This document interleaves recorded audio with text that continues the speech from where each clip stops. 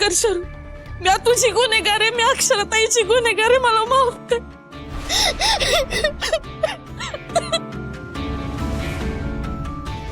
शांत हो मेनका आणि हे सगळे विचार डोक्यातनं काढून टाका आता प्लीज.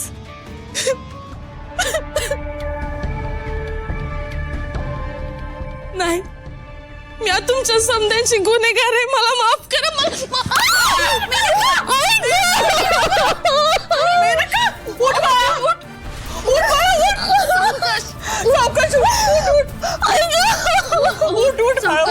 हात दे मला. काय करतीस ग मेनका? किती विचार करतीस दुसऱ्याचा? बस इकडे, चल तिकडं. बस सावकाश. बस बस.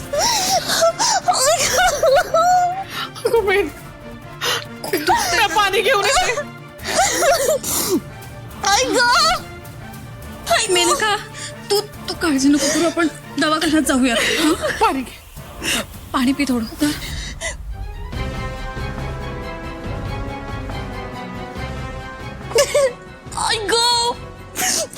मेनका इकडे बघ. आपण दवाखान्यात जाऊ, काळजी करू नकोस, काही नाही होणार.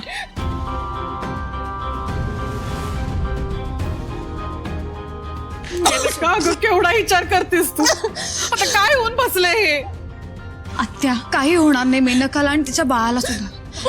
तुम्ही नका काळजी करू. अगं पर पोरीची अवस्था बघ ना काय आहे.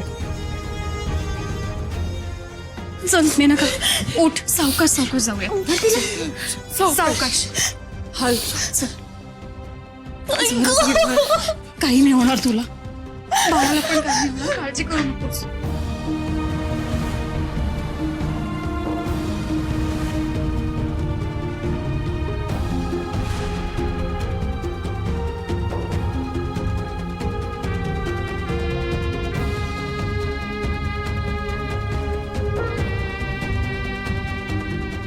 पूर्वशा अगं काय झालं हे? कुठे गेले हे लोक? काय सांगायचं, एक एक नाट लागला या घराला. ती शरू म्हणली अक्षराची नोकरी टांगणीला लागली म्हणून. त्याचा लई धसका घेतला बघा मेनकानं.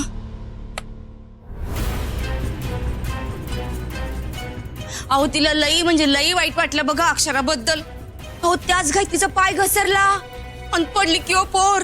काय वय अहो शरू असं काही बोलली नसती नव तर एवढा इचका झालाच नसता. पण म्हणतात ना, लग्नाला आलं लाकूड तोड्याचं बिराड आणि अक्षता सोडून चालवी मांडवावरच कुऱ्हाड.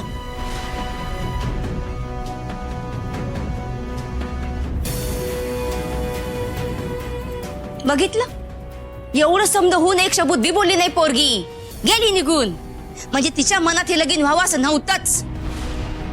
या शरूला काय अकलाचा भाग आहे का नाही? इथे एक एक निस्तारता नाकीनं यायला लागलेत आणि हिची ही थेर सुरू आहेत. हे समज त्या शरूमुळे झालंय. तिचं काही बोलली नसती ना तर मेनकाची अशी अवस्था झालीच नसती.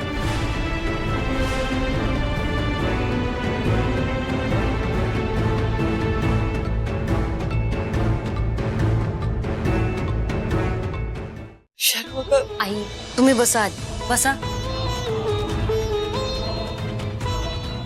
हे घ्या पाणी घ्या. हे बघा, जे झालंय ना त्याचा फार विचार करून तुम्ही त्रास नका करून घेऊ. ओके, सगळं नीट होईल. हा, काही नाही होणार आहे. मी बाहेर जाऊन बघून आले काय झालंय ते. हा, आता आणखी काय वाईट घडलंय हे बघायला जातेस वय बाहेर? मेनकाची अवस्था काय आहे तुला चांगलंच ठाऊक होतं ना शरू? तरी मी तिच्या पुढ्यात बडबड करत बसलीस. बिचाऱ्या पोरीनं स्वतःची अवस्था काय करून घेतली बघितलंस ना? ताई अहो, यात तिचा काय बी दोष नाही. शरू काय बी वावगं वागलेली नाही. अक्षराच्या बाबतीत असं घडलंय म्हटल्यावर कुणाला बी संताप येणार ना.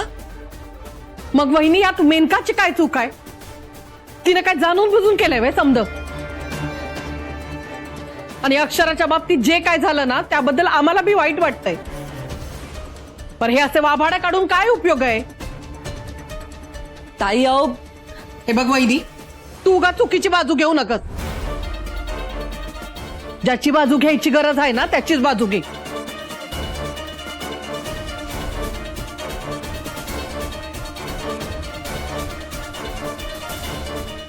आणि शरू, एक गोष्ट ध्यानात ठेवायची हा, या त्रासामुळे जर मेनकाला काय बी झालं ना तर गाठ माझ्याशी आहे.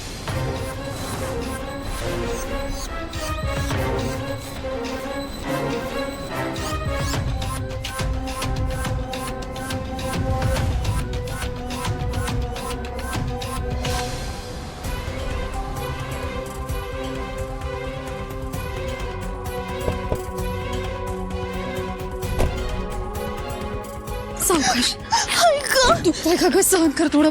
टेन्शन नको घेऊ, सगळं नीट होईल. आपण जातो ना दवाखान्यात. ये हळू हळू. हो. थांब एक मिनिट थांब. डॉक्टर कधी येणार आहे? नाही, येतीलच आता. आले की त्यांना सांगा इमर्जन्सी आहे म्हणून. हो मॅडम. मेनका,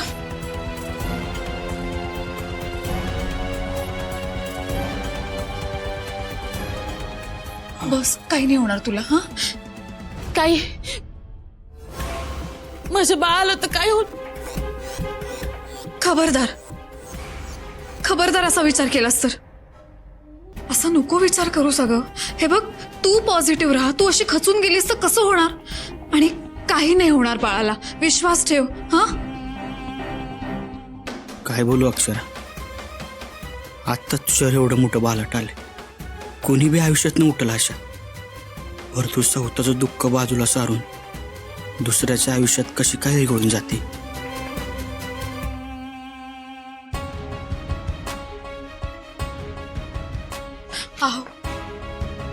आहो एकदा त्यांना विचारा ना पुन्हा, डॉक्टर केव्हा येणार आहेत? हा डॉक्टर नाही येणार आहेत आज. नाही येणार म्हणजे? एमर्जन्सी आहे, ते बाहेरगावी गेलेत. ऐका ना, एखादे दुसरे डॉक्टर येऊ शकतील का? Sorry sir.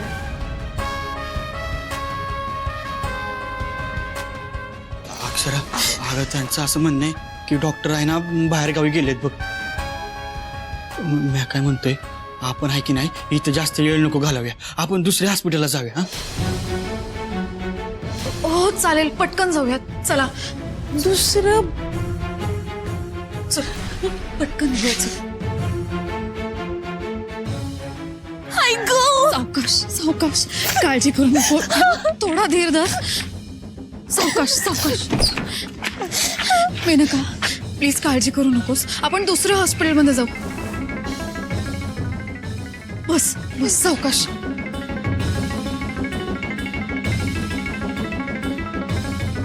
वाईट तर करायचंच आहे मला, तुझं आणि तुझ्या अख्ख्या सूर्यवंशी खानदानाच.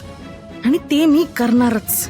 आत्ताच्या घडीला तू जे काही करायला निघालेस ना ते फक्त मला टाळावं लागेल.